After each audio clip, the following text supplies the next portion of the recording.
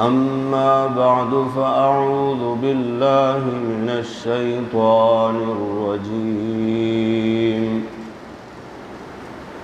بسم الله الرحمن الرحيم قل هل يستوي الذين يعلمون والذين لا يعلمون إنما يتذكر أولو الألباب قال رسول الله صلى الله عليه وسلم من لزم الاستغفار جعل الله له من كل ضيق مخرجا ومن كل هم فرجا ورزقه من حيث لا يحتسب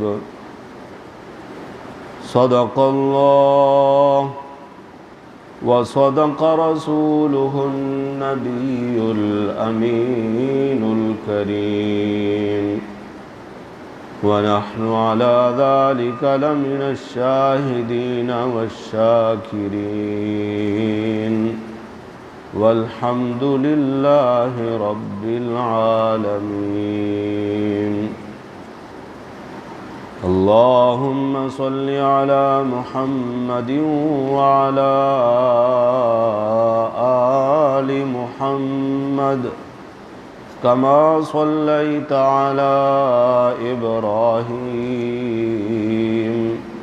وعلى آل إبراهيم إنك حميد مجيد اللهم بارك على محمد وعلى آل محمد كما باركت على إبراهيم وعلى آل إبراهيم إنك حميد مجيد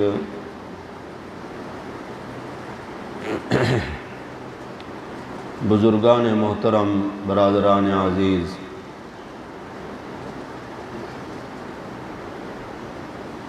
رمضان المبارک 1444 ہجری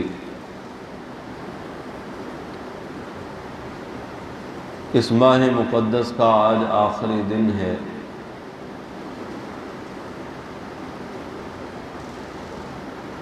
اللہ کے نبی صلی اللہ علیہ وسلم کے فرمان کے مطابق جمعہ کا دن مومن کے لیے عید کا دن ہے۔ آج کا دن بھی ایمان والوں کے لیے عید کا دن ہے اور کل کا دن بھی ایمان والوں کے لیے عید کا دن ہے۔ جن ایام میں سورج طلوع ہوتا ہے ان دنوں کا سردار دن ہے جمعہ کا دن۔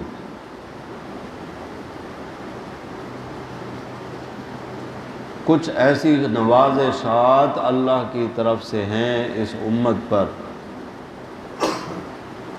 جو حضرت آدم علیہ السلام سے لے کر حضرت عیسیٰ علیہ السلام تک کسی نبی کو نہ ان کے امتوں کو وہ خصوصیات عطا ہوئیں جو اللہ نے اس امت کے مقدر میں اور اس امت کے حصے میں رکھی ہیں۔ روزے پہلے امتوں میں بھی فرض تھے، قرآن گواہ ہے۔ قرآن کہتا ہے کتب علیکم الصیام، ہم نے تم پر روزے فرض کیے ہیں، کما کتب علی الذین من قبلکم، جیسا کہ تم سے پہلے لوگوں پر روزے فرض کیے گئے۔ روزے فرض تھے لیکن رمضان کے مہینے کے روزے صرف اسی امت کو عطا ہوئے ہیں، پہلی امتوں کو رمضان نہیں ملا۔ کتابیں اللہ رب العزت نے اور بھی عطا فرمائیں، نازل فرمائیں، ان میں تورات بھی ہے، انجیل بھی ہے، زبور بھی ہے، اور صحف ابراہیم و موسیٰ صحیفوں کی طرف بھی اشارہ فرمایا کہ کئی نبیوں پر اللہ نے صحیفے بھی نازل فرمائے۔ کتابیں اللہ نے اور امتوں کو عطا فرمائی ہیں، مگر قرآن صرف اس امت کو ملا ہے۔ نبی 1.25 لاکھ کم و بیش انبیاء علیہم السلام اللہ نے مبعوث فرمائے، مگر رحمت للعالمین خاتم النبیین محمد الرسول اللہ صلی اللہ علیہ وسلم یہ صرف اسی امت کو عطا ہوئے، پہلی کسی امت کو نہیں ملے۔ یہ ایسی نوازشات ہیں، رمضان بھی، قرآن بھی، اور محمد جوان بھی صلی اللہ علیہ وسلم، یہ اللہ نے اس امت کو عطا فرمائے ہیں۔ اس امت سے پہلے کسی امت کو یہ تحفے اللہ نے نہیں دیے۔ اللہ کرے کہ یہ امت اللہ کی ان بڑی عظیم نعمتوں کی قدردان بنے، نبی کی بھی قدر ہو، رمضان کی بھی قدر ہو، اور قرآن کی بھی قدر ہو۔ یہ اگر نہیں ہے تو پھر ایمان والے کو اپنے ایمان کی خیر منانی چاہیے۔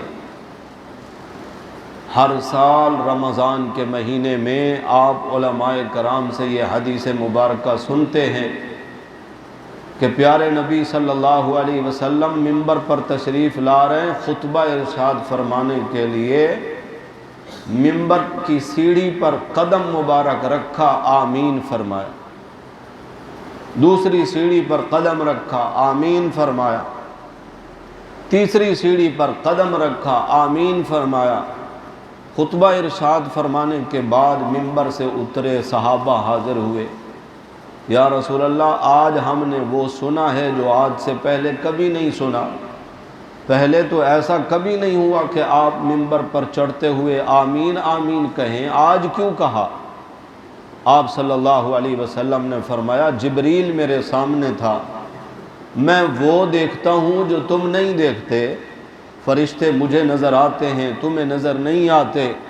جبریل نے بد دعا دی ہے اور اس نے کہا ہے کہ وہ شخص برباد ہو جائے، ستیہ ناس ہو جائے اس شخص کا جس نے ماں باپ دونوں یا ان میں سے کسی ایک کو اپنی زندگی میں پایا، ان کی خدمت کر کے جنت حاصل نہیں کر سکا، ایسا شخص برباد ہو جائے۔ جبریل نے بد دعا دی اور میں نے کہا آمین۔ آمین کیا ہے؟ یا اللہ ایسا ہی ہو۔ آمین کا مفہوم یہ ہے یا اللہ ایسا ہی ہو جیسا جبریل کہہ رہے۔ پھر جبریل نے کہا وہ شخص بھی برباد ہو جائے جس کے سامنے آپ صلی اللہ علیہ وسلم کا مبارک نام آئے اور وہ درود نہ پڑھے۔ میں نے کہا آمین۔ پھر جبریل نے کہا وہ شخص بھی برباد ہو جائے جس کی زندگی میں رمضان آیا لیکن اس نے اللہ کے آئے ہوئے اس مہمان کی قدر نہیں کی، جنت حاصل نہیں کر سکا۔ رب کا آیا ہوا یہ مہمان اللہ کے سامنے جا کر اس کے شکوے کرتا رہا کہ یا اللہ میں اس کے پاس مہمان بن کر گیا تھا، اس نے میری عزت نہیں کی ہے۔ جبریل کہتے ہیں وہ برباد ہو جائے، اور آمنہ کے لال فرماتے ہیں یا اللہ ایسا ہی ہو۔ تو جس شخص نے قدر نہیں کی اس کو اپنے ایمان کی خیر منانی چاہیے۔ چند لمحے باقی ہیں، اس ماہ مبارک کے ہم میں سے ہر ایک اپنا محاسبہ کر سکتا ہے کہ میں نے رمضان کیسا گزارا، واقعی میں نے اس کی قدر کی ہے جیسا اللہ کے رسول صلی اللہ علیہ وسلم نے رمضان گزارنے کا حکم دیا، میں نے اس کے ساتھ وفاداری کی ہے، آئے ہوئے مہمان کا اکرام کیا ہے، اس کی عزت کی ہے، اس کا احترام کیا ہے، یہ رب کے پاس جا کر میری تعریفیں کرے گا یا میرے شکوے کرے گا؟ ہم میں سے ہر ایک اپنے گریبانوں میں جھانک کر اپنا محاسبہ کر سکتا ہے، لیکن وقت ابھی بھی گیا نہیں ہے۔ توبہ کا دروازہ کھلا ہے۔ میرا آپ کا رب وہ ہے جو معافی کو پسند کرتا ہے، محبت کرتا ہے معافی مانگنے والوں سے، اور معافی اس کو ملتی ہے جو اپنے آپ کو مجرم تصور کر کے معافی مانگے، اپنے جرم کا اعتراف کرتے ہوئے معافی مانگے، آئندہ وہ غلطی نہ دہرانے کا عزم مصمم پکا ارادہ ہو۔ ایسا معافی مانگنے والا جب معافی مانگتا ہے، میرے نبی صلی اللہ علیہ وسلم فرماتے ہیں جس شخص نے صدق کے دل سے اللہ سے معافی مانگ لی، جس کو دوسرے لفظوں میں کہتے ہیں توبہ کرنا، فرمایا وہ ایسا ہے کمن لا ذنب لہ، گویا کہ اس شخص نے کوئی گناہ کیا ہی نہیں۔ گناہگار معافی مانگنے والا کہتا ہے اللہ میں روزے نہیں رکھ سکا، اللہ میں نے نمازوں میں کوتاہی کی ہے، یا اللہ مجھ سے تیرے حقوق صحیح طور پر ادا نہیں ہو سکے، مجھے معاف کر دے۔ اور اللہ معاف کر کے ساتھ میں یہ بھی لکھوا دیں کہ اس نے تو کوئی گناہ کیا نہیں ہے۔ التائب من الذنب کمن لا ذنب لہ، توبہ کرنے والا ایسا ہو جاتا ہے کہ گویا کہ اس نے گناہ کیے ہی نہیں ہیں۔ اگر کوتاہی ہو گئی ہے، معافی مانگ کر اپنے مالک اور مولا کو راضی کر لیا جائے ان لمحات میں۔ وہ ایسا کریم رب ہے، اس کو منانے کے لیے وفد نہیں لے کے جانا پڑتا،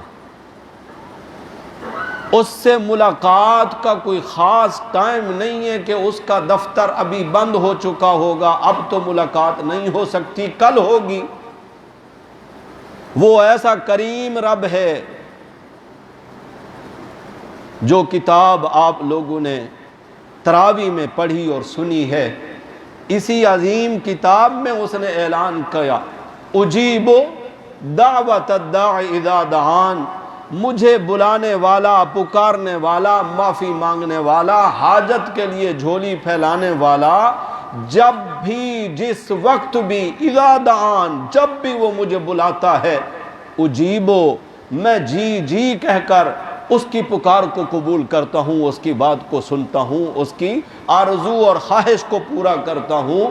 اس رب کو منانے کے لیے نہ اس کا موڈ دیکھنا پڑتا ہے کہ پتہ نہیں ابھی ان کا موڈ غصے والا ہے، بات کر سکتا ہوں یا نہیں۔ رب نے خود فرمایا ہے اذا دعان، تو جب بھی مجھے بلائے، جب بھی مجھ سے معافی مانگے۔ نہ میرے دربار کے کوئی ٹائمنگ ہے، لا تأخذہ سنۃ ولا نوم، نہ میں سوتا ہوں کہ میرے آرام کا وقت ہو اور تو آئے گا تو میرے آرام میں خلل آئے گا۔ تیرا رب وہ ہے جسے نہ نیند آتی ہے نہ اونگ آتی ہے، لا یعودہ حفظہما، ساری کائنات کا یہ نظام چلاتے ہوئے تیرا رب تھکتا نہیں ہے کہ اب میں تھکا ہوا ہوں تیری بات نہیں سن سکتا۔ نہ میں سوتا ہوں، نہ مجھے اونگ آتی ہے، نہ میں تھکتا ہوں، نہ میرا دربار کبھی بند ہوتا ہے۔ اس رب کو راضی کرنا کتنا آسان ہے۔ اللہ کے ایک نبی بارشیں نہیں ہو رہی، قحط پڑ گیا ہے۔ امت کے لوگ آئے، یا نبی اللہ سے دعا کریں، بارشیں نہیں ہو رہی، چارہ نہیں ہوتا، جانوروں میں دودھ نہیں رہا، گوشت نہیں ملتا، کھیتیاں نہیں اگتی، باغات جل اور سڑ رہے ہیں، انسانوں کے پینے کے لیے پانی نہیں ہے، اللہ سے دعا کریں اللہ بارش برسائے۔ اللہ کے نبی نکلے ہیں باہر، لوگوں کو جمع کر کے کھلے میدان میں آؤ، جوتے اتار دو، سر ننگے کر لو، اپنے مالک کے سامنے معافی مانگو۔ بارشیں بند ہوتی ہیں انسانوں کی خطاؤں کی بنا پر۔ ہم میں سے کوئی گناہگار ہوگا جس کی وجہ سے بارشیں رکی ہوئی ہیں، معافی مانگو اللہ کے حضور۔ اللہ کے نبی کو اللہ نے بتایا صرف ایک بندہ ہے ان سارے لوگوں میں جو میرا مجرم ہے، میری ذات میں، میری صفات میں دوسروں کو شریک کرتا ہے، مشرک ہے۔ میں اللہ غیور ہوں، شرکت کو پسند نہیں کرتا۔ وہ کیا چیز ہے میرے پاس جو نہ ہو، یہ دوسروں سے جا کے مانگتا ہے۔ ہر چیز کے تو میرے پاس خزانے ہیں، اس کی میری چونکہ صلح نہیں ہے، اس کی وجہ سے بارش نہیں آئے گی۔ اس اللہ کے نبی نے بھرے مجمع میں لوگوں کے سامنے اعلان کیا، بھائی رب کہہ رہا ہے وہ ایک ہی ہے جس کی وجہ سے بارش نہیں ہو رہی، جو بھی ہے ہماری صف سے نکل جائے تاکہ اللہ بارش برسائے۔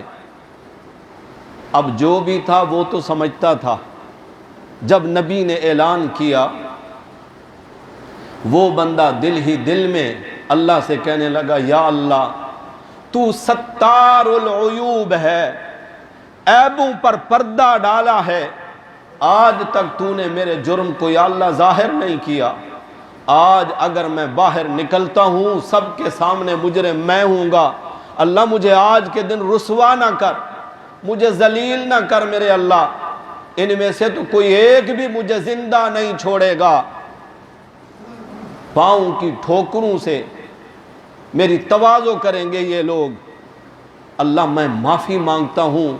اب برابر والے کو کوئی نہیں پتا، یہ بندے اور رب کا معاملہ ہے، دل ہی دل میں رب سے کہے جا رہا ہے۔ ابھی نبی وہیں پر ہیں، لوگ ادھر ادھر دیکھ رہے ہیں کہ ہمارے مجمع میں سے کوئی باہر نکلے گا تو بارش آئے گی نا، رب نے جب کہہ دیا ہے، نبی سے کہہ دیا ہے، لیکن بارش شروع ہو گئی۔ لوگ عجیب نظروں سے نبی کی طرف دیکھ رہے ہیں،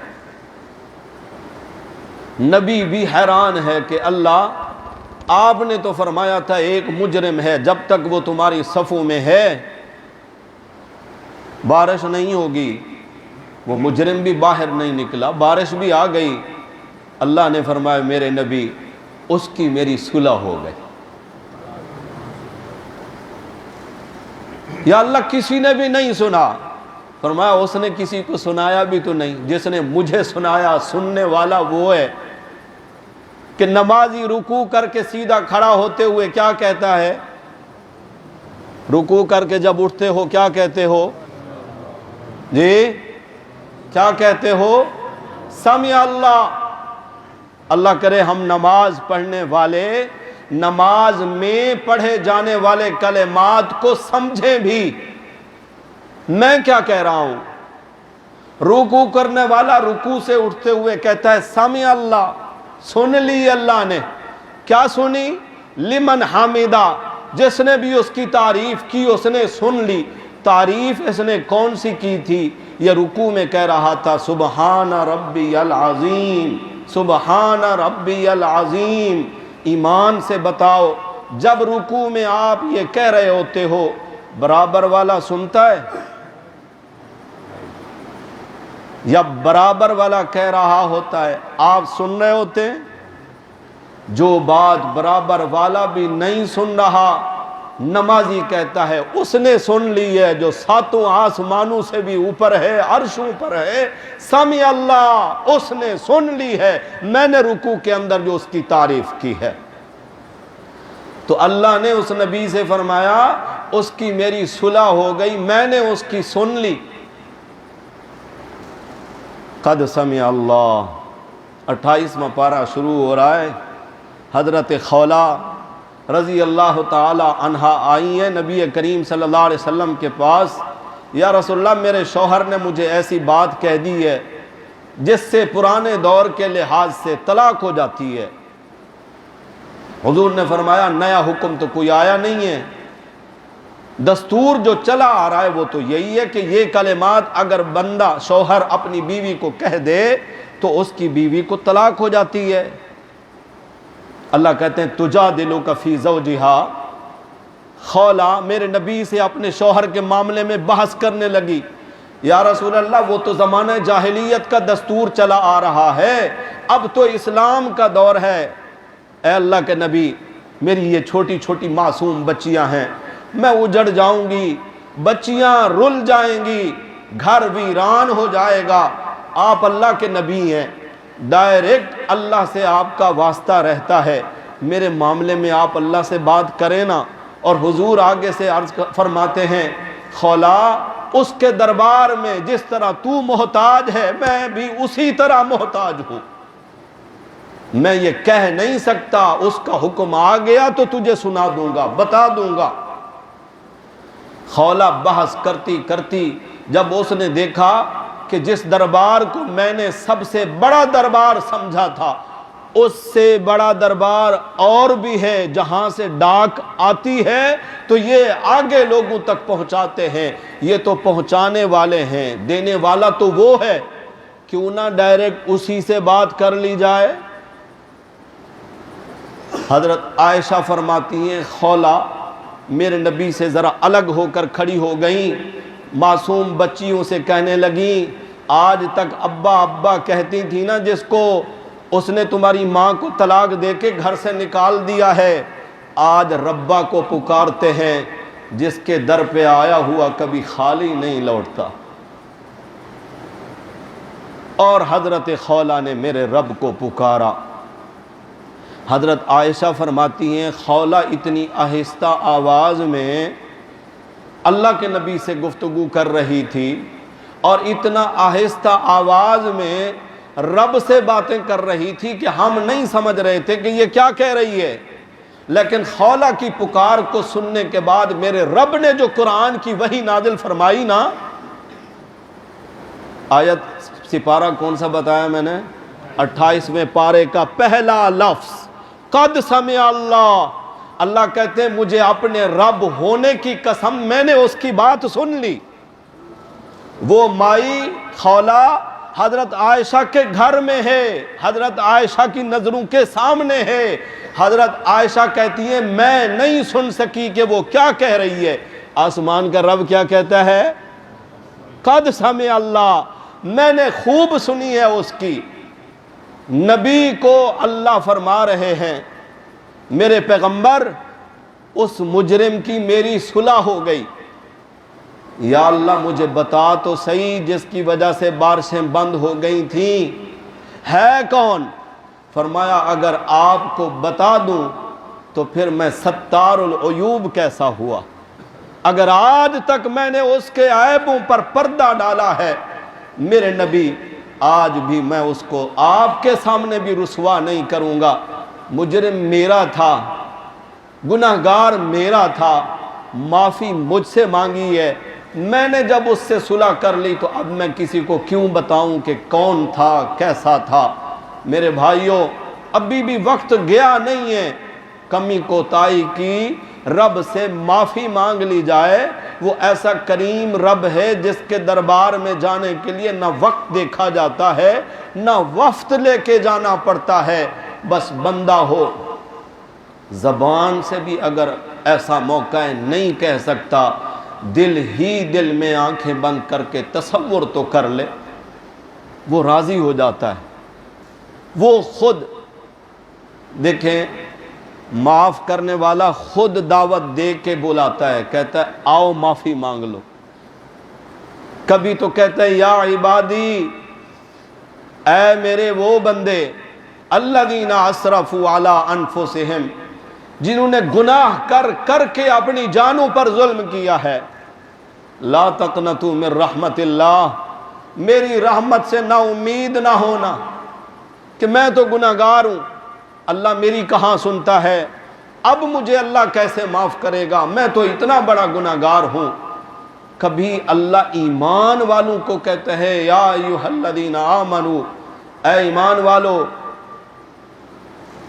ایمان والے، کلمہ پڑھنے والے، نمازیں پڑھنے والے، روزے رکھنے والے، زکوٰۃ و صدقات ادا کرنے والے، قربانیاں ادا کرنے والے، کعبہ کے گرد چکر لگانے والے، ایمان والے کون ہیں آج کے دور میں؟ کون ہے؟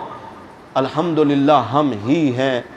رب کو مانتے ہیں، اللہ کے آخری رسول محمد الرسول اللہ صلی اللہ علیہ وسلم کو مانتے ہیں، اللہ کی آخری کتاب، اس سے بھی اس قدر محبت اور انس ہے، راتوں میں گھنٹوں کھڑے ہو کر اسی قرآن کو سنتے رہے۔ کون ہے ایمان والے؟ انشاءاللہ ہم ہی ہیں۔ اللہ کی پکار ہمارے لیے ہی ہے، جن لوگوں کو اللہ ایمان والے قرار دے رہے ہیں۔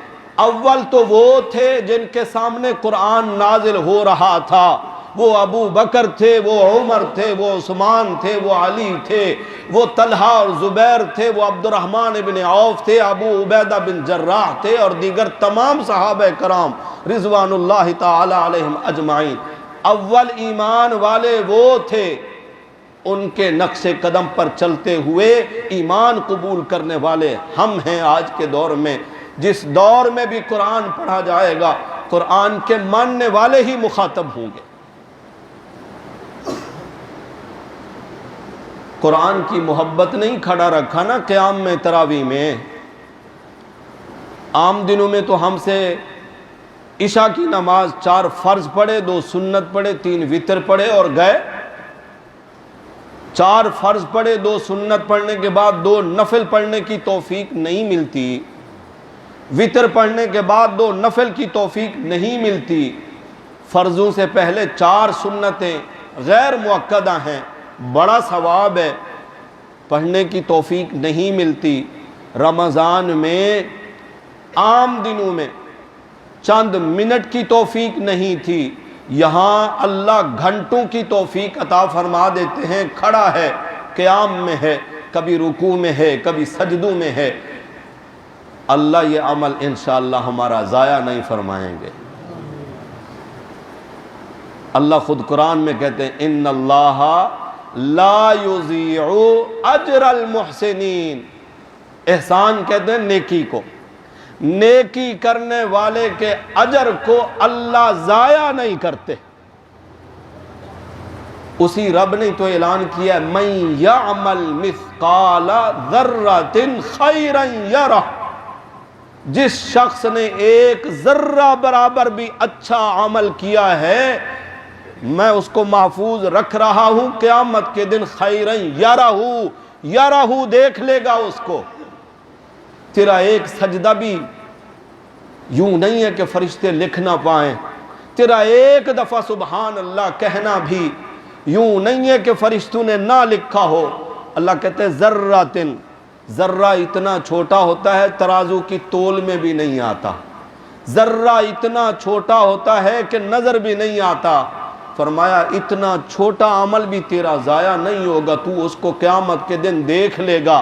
من یعمل مثقال ذرۃ شرا یرہ، اور اگر برا کوئی عمل کیا ہے، چھوٹے سے چھوٹا اگر گناہ کیا ہے، وہ بھی چھپ نہیں سکتا، وہ بھی تو اس کو ظاہر دیکھے گا اپنی نظروں سے۔ میرے عزیز بھائیوں، قرآن کے ساتھ تعلق رکھنے والے، قرآن سے محبت کرنے والے، گھنٹوں قرآن سننے والے، کبھی غور کیا ہے یہ قرآن پڑھنے والا ہے کون؟ ہے کون؟ کوئی قوم کا میراثی ہے، کوئی موچی ہے، کوئی ہماری نظروں کے سامنے حقیر اقوام کا بندہ ہے، لیکن چونکہ اس کے سینے میں قرآن آ گیا ہے نا، قرآن آ گیا، قرآن نے اس کو اتنا اونچا کیا ہے، وہ مصلی پہ امام بن کے کھڑا ہے، بادشاہ ہے تو پیچھے ہاتھ باندھ کے کھڑا ہے، وزیر ہے تو پیچھے ہاتھ باندھ کے کھڑا ہے، اور اس قدر اس کی فرما برداری کرنی ہے کہ نماز میں غلطی اگر امام سے ہو جائے، مسئلہ سمجھیے گا، امام سجدہ سہو کرے گا، جانتے ہو نا سجدہ سہو کرنا، نماز کے مسائل سیکھو، کون سے ایسے احکام ہیں، کون سی ایسی غلطیاں ہیں کہ وہ غلطی ہو جائے تو سجدہ سہو کرنے سے نماز درست ہو سکتی ہے، اور کون سی ایسی غلطیاں ہیں جو ہو جائیں تو سجدہ سہو کرنے سے بھی نماز نہیں ہوتی، نماز دوبارہ دہرانی پڑتی ہے۔ یہ اہم اور ضروری مسائل ہیں، سیکھنے چاہیے۔ امام سے اگر غلطی ہو جائے، غلطی اکیلے امام سے ہوئی ہے، پیچھے نماز پڑھنے والا 500 بندہ ہے، امام جو سجدہ سہو کرے گا یہ 500 بندہ بھی کرے گا یا نہیں؟ غلطی کس سے ہوئی ہے؟ اور یاد رکھو، امام کے ساتھ جماعت کی حالت میں نماز پڑھتے ہوئے مقتدی سے ایک نہیں 100 مقتدی سے بھی غلطیاں ہو جائیں، نہ امام سجدہ سہو کرے گا نہ مقتدی کرے گا، امام کی برکت سے مقتدی کی غلطی بھی معاف، لیکن امام سے اگر غلطی ہو گئی، اس کا ازالہ سجدہ سہو کی صورت میں امام کرے گا تو مقتدی بھی سارے کریں گے۔ میرے نبی نے فرمایا امام سے پہلے رکوع میں نہیں جانا، امام سے پہلے سر نہیں اٹھانا سجدے سے، امام کے تابع کیا ہے۔ کون ہے یہ امام؟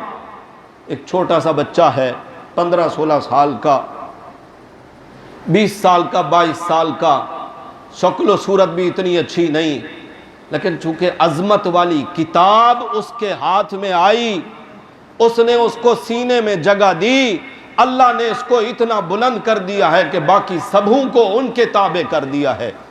یہی وجہ ہے کہ میرا رب سوال کرتا ہے، هل يستوي الذين يعلمون والذين لا يعلمون، حل بتاؤ، جواب دو میرے سوال کا، کیا علم والے اور بے علم برابر ہو سکتے ہیں؟ یہ سوال میرا نہیں ہے، اللہ نے کیا ہے۔ سورہ زمر ہے 23ویں پارے میں، اور سورہ زمر کا پہلا رکوع ختم ہو رہا ہے اسی آیت پہ۔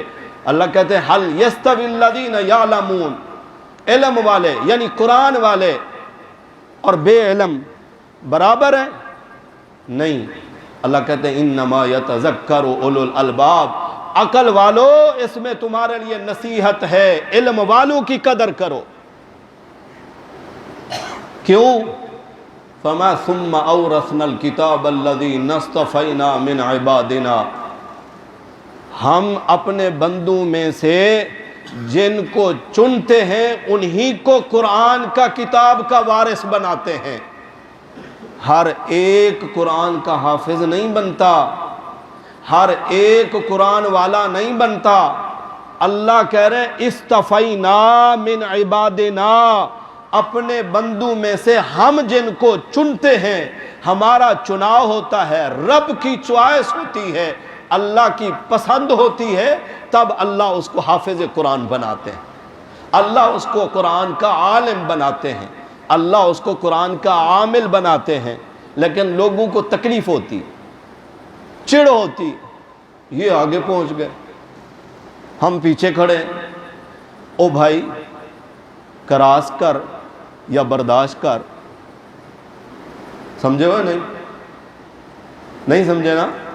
آپ نے دیکھا ہے بعض گاڑیوں کے پیچھے یہ جملہ لکھا ہوتا ہے، کراس کر یا برداشت کر۔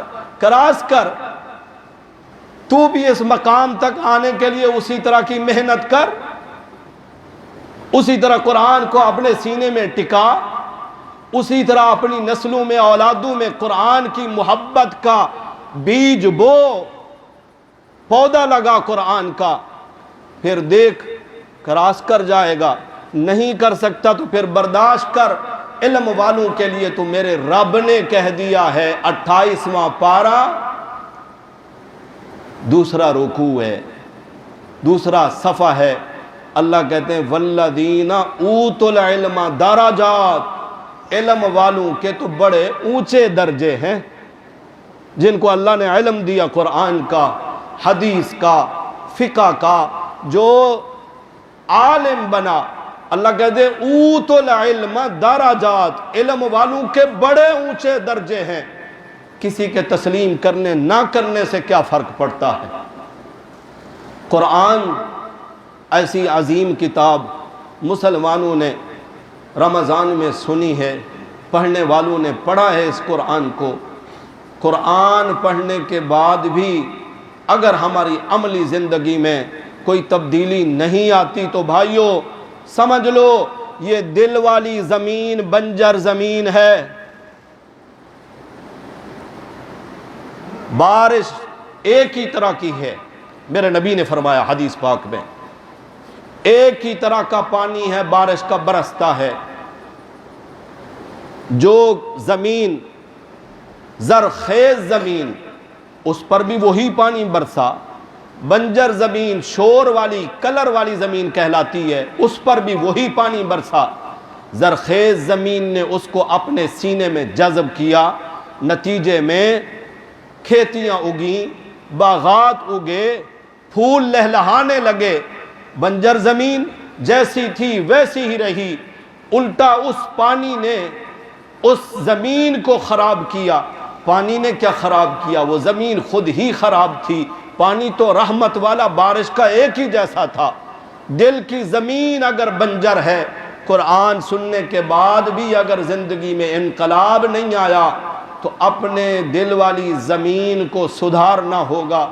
آپ کہیں گے مولانا صاحب محکمہ زراعت والوں نے ایسے ایسے نسخے آزمائے ہیں کہ بنجر زمین بھی زرخیز ہو سکتی ہے اگر اس زمین پر محنت کی جائے۔ کیا اسلام کے پاس بھی کوئی ایسا فارمولہ ہے کہ اگر دل والی زمین بنجر ہو جائے تو پھر یہ بھی زرخیز ہو جائے؟ تو سنیے گا، میرے نبی صلی اللہ علیہ وسلم نے فرمایا میری امت کے لوگوں، جس طرح لوہے کو پانی لگے تو لوہا زنگ پکڑتا ہے، اسی طرح دل بھی گناہ کر کر کے زنگ آلود ہو جاتا ہے۔ صحابہ نے عرض کیا یا رسول اللہ دل کو زنگ لگ جائے، زنگ اترے گا کیسے؟ فرمایا خواہشات کو مٹانے والی موت کو کثرت کے ساتھ یاد کرو۔ موت کو کثرت کے ساتھ یاد کرنے سے دل کا زنگ اترے گا۔ اور دوسرا کام میرے نبی نے فرمایا قرآن پڑھا کرو۔ قرآن پڑھنے سے بھی دل کا زنگ اترتا ہے۔ یہ دو کام کرنے کے ساتھ تیسرا کام فرمایا تیری جو آنکھ کا پانی ہے نا، جسے تو اپنی زبان میں آنسو کہتا ہے، یہ اتنا کیمیا ہے، اتنا کامیاب پانی ہے، یہ تیری آنکھ میں اللہ کے خوف سے اپنے جرائم کو یاد کرتے ہوئے صرف تیری آنکھ میں نمی آ جائے۔ حدیث پاک کے الفاظ ہیں مکھی کے سر جتنا بھی، کتنا ہوتا ہے مکھی کا سر، وہ تو اتنا ہوگا پانی آنکھ کا کہ آنکھ سے آنسو بن کر باہر بھی نہیں نکلے گا۔ فرمایا وہ جو تیرگی تیری آنکھ میں نظر آتی ہے، وہ جو نمی تیری آنکھ میں آ گئی، گناہوں کے اعتراف میں، اللہ کے خوف میں، نعمتوں کو یاد کر کے اگر تیری آنکھ میں وہ نمی آ گئی نا، اس کے ذریعے بھی اللہ تیرے دل کے زنگ کو ختم کر دے گا۔ جب دل کا زنگ اتر جائے گا تو پھر یہ ہوگا جب قرآن پڑھا جائے گا تیرے اوپر اثر ہوگا۔ عزیز بھائیو، کل انشاءاللہ عید کا دن ہوگا۔ عید عربی میں خوشی کا دن کہلاتا ہے۔ سوال ہی پیدا نہیں ہوتا کوئی مسلمان رمضان کے جانے پر خوش ہو سکتا ہے؟ سوال ہی پیدا نہیں ہوتا کوئی مسلمان روزے کے ختم ہونے پر خوش ہو، سوال ہی پیدا نہیں ہوتا کوئی مسلمان تراویح کے ختم ہونے پر خوش ہو۔ خوشی ہے تو کس بات کی؟ فرمایا یہ مومن بندے عید کے دن عید گاہ میں اجتماع کی شکل میں آتے ہیں۔ اللہ فرماتے ہیں فرشتوں سے، یہ جو آئے ہوئے ہیں کیوں آئے ہیں؟ فرشتے عرض کرتے ہیں یا اللہ تو جانتا ہے مزدوری لینے آئے ہیں، اجر لینے آئے ہیں۔ اللہ فرماتے ہیں اچھا یہ بتاؤ، جس مزدور نے اپنا کام پوری امانت اور دیانت کے ساتھ ادا کیا ہو کیا اجر ہونا چاہیے اس کا؟ فرشتے کہتے ہیں یا اللہ تیری رحمت کا تقاضا یہ ہے اور تو عدل والی ذات ہے، مزدور کی اجرت اس کو پوری دینی چاہیے۔ اس کے جواب میں میرے اللہ فرماتے ہیں تو پھر فشہدو، تم لوگ گواہ ہو جاؤ، میری عزت کی قسم، میرے جلال کی قسم، آج یہ میرے پاس آئے ہیں وفد لے کر اجرت لینے کے لیے۔ میں تم سب فرشتوں کو گواہ بنا کے کہتا ہوں جب یہ اپنے گھروں کو واپس لوٹ کے جائیں گے، پہلا انعام تو یہ کہ آج کے دن مجھ سے یہ جو مانگیں گے میں ان کو عطا کروں گا، دوسرا انعام یہ کہ آج میں ان کو بخش کر ان کے خطاؤں کو معاف کر کے ان کے گھروں کو واپس بھیجوں گا۔ جب یہ گھروں کی طرف لوٹ کے جائیں گے تو مغفور اللہم، میں ان سب کی بخشش کر چکا ہوں گا۔ تو مومن کو خوشی اس بات کی ہوتی ہے کہ آج اجرت اور مزدوری ملنے کا دن ہے جو عید کا دن ہے۔ میرے نبی نے فرمایا عید کی نماز سے پہلے صدقۃ الفطر ادا کرو۔ اگر تمہارے روزوں میں، تراویح میں، رمضان میں کوئی کمی کوتاہی رہ گئی ہوگی، اللہ اس صدقہ فطر کی برکت سے اس کمی کوتاہی کو معاف کر دیں گے۔ میرے بھائیوں، صاحب حیثیت پر ہی رکھا گیا ہے نا زکوٰۃ اور صدقہ، کہ صاحب نصاب صاحب حیثیت ہی ادا کرے گا۔ میں عرض کرتا ہوں یہ بھی رب کا چناؤ ہوتا ہے، اللہ کسی کو چنتے ہیں، اس کا انتخاب کرتے ہیں، پھر ضرورت مند کو اس کے پاس بھیج دیتے ہیں۔ دینے والا تو وہی ہے۔ اس نے کہا وَلِلَّهِ مِيرَاثُ السَّمَاوَاتِ وَالْأَرْضِ، دوسری جگہ پہ کہتا ہے وَلِلَّهِ خَزَائِنُ السَّمَاوَاتِ وَالْأَرْضِ، زمین و آسمان کے خزانے اللہ کے، زمین و آسمان کی وراثت ملکیت اللہ کی ہے، دینے والا تو وہی ہے، وہ چنتا کیسے ہے؟ میں آپ سب کے علم میں ہے، عمرے کے سفر میں تھا، یہ جو 25ویں شب گزری ہے الحمدللہ میں اس وقت طواف میں تھا، رات کے تقریباً 2:45 بجے کا ٹائم تھا، یعنی سحری کے وقت سے پہلے کا وقت تھا، میں طواف کر رہا ہوں۔ آپ سب کے علم میں ہے اس دفعہ الحمدللہ لاکھوں کے مجمع ہیں، حکومتی اعداد و شمار کے مطابق 27 رمضان کو 30 لاکھ افراد تھے حرم کعبہ میں، 3.5 کلومیٹر دور تک صفیں بنی ہوئی تھی نمازیوں کی۔ 25ویں شب میں طواف کر رہا ہوں، ایک نوجوان میرے قریب آیا احرام میں، اس نے آگے مجھے سلام کیا، حاجی صاحب پاکستان سے؟ میں نے کہا الحمدللہ۔ کہتے ہیں ہم آج ہی لوٹے ہیں، اتفاق سے ہمارا سب کچھ کھو گیا ہے، ہمارا سرمایہ، ہمارا پیسہ، بس ابھی اس نے اتنی بات کی تھی۔ دوسرا پھر اس کا والد سفید ریش، وہ بھی احرام میں، وہ گڑ گڑا کر رونے لگا کہ میری معصوم پوتی ہے، اس کا دودھ کا ڈبہ 35 ریال کا آتا ہے، ہمارے پاس اتنا بھی نہیں کہ ہم اس بچی کے لیے دودھ خرید سکیں، اور میں حواس باختہ اللہ کے سامنے گڑ گڑانے لگا، یا اللہ اس وقت مطاف میں تو نہیں ہوں اکیلا، لاکھوں تیرے بندے اس وقت طواف کر رہے ہیں، وہ بندہ صرف میرے پاس ہی آیا ہے، مجھے ہی آ کر اپنی ضرورت بتا رہا ہے، مجھے ہی اپنا حادثہ بتا رہا ہے۔ اور یہ ایک دفعہ میرے ساتھ بھی ہو چکا، 2017 میں تقریباً ہماری فیملی کے کئی افراد تھے ہمارے ساتھ، میرا جو پرس تھا، میری ٹوٹل جمع پونجی جو ریال میں نے یہاں سے لیے تھے، اور ہم سب کے پاسپورٹ وغیرہ سب اسی پرس میں تھے، وہ کھو گئے صفا مروہ پہ۔ ابھی ہم نے عمرہ مکمل ہی کیا تھا، لیکن اللہ کے فضل سے تھوڑی ہی دیر کے بعد ہم نے دیکھا ایک کونے میں وہ پرس پڑا ہوا تھا، ہم نے اٹھایا، جیسا تھا سب کچھ اسی طرح موجود تھا۔ تو چونکہ یہ حادثہ میرے ساتھ پیش آ چکا تھا، ایسا ہو جاتا ہے بعض دفعہ چیزیں کھو جاتی ہیں، میں عرض یہ کر رہا ہوں یہ رب کا چناؤ ہوتا ہے، جتنی مجھے اللہ نے توفیق دی میں نے ان کی مدد کی ہے۔ اگر کوئی ضرورت مند ہمارے پاس آتا ہے نا، اکڑ نہیں دکھایا کرو، تکبر نہیں کیا کرو، بڑائی نہیں دکھایا کرو۔ میرا تیرا کمال ہی کیا ہے؟ آج اگر اللہ نے مجھے اور آپ کو دینے والا بنایا ہے، کل کو وہ میرا اللہ اس بات پر قادر ہے کہ مجھے اور آپ کو بھکاری بنا کر کسی کے سامنے ہاتھ پھیلوا دے۔ یہ رب کا چناؤ ہے۔ کسی کو دیتے ہوئے دل میں خوشی آنی چاہیے، اللہ تیرا لاکھ احسان ہے، تو نے مجھے اس قابل بنایا کہ اپنے بندے کو ضرورت کے لیے میرے پاس بھیجا ہے، حالانکہ میں تیرا محتاج بندہ ہوں میرے اللہ، میں تو کچھ بھی نہیں، تیری دین ہے، تیری عطا ہے۔ تو سمجھتا ہے کہ میں نے فلاں کو نہیں دیا، میں نے فلاں کو دیا ہی نہیں، تو نے نہیں دیا، اللہ نے تیرا مال اپنے بندے کے لیے قبول ہی نہیں کیا۔ تو اترا رہا ہے کہ میں نے نہیں دیا، تو فخر کر رہا ہے کہ میں نے نہیں دیا، نہیں، اللہ پہلے قبول فرماتے ہیں پھر دینے کی توفیق عطا فرماتے ہیں۔ آخری بات کر کے بات ختم کرتا ہوں۔ میرے نبی عید کی نماز کے لیے تشریف لے جا رہے ہیں، چونکہ عید کا موقع ہے، مسلمانوں کو یہ بات سنانا فائدے سے خالی نہیں ہے۔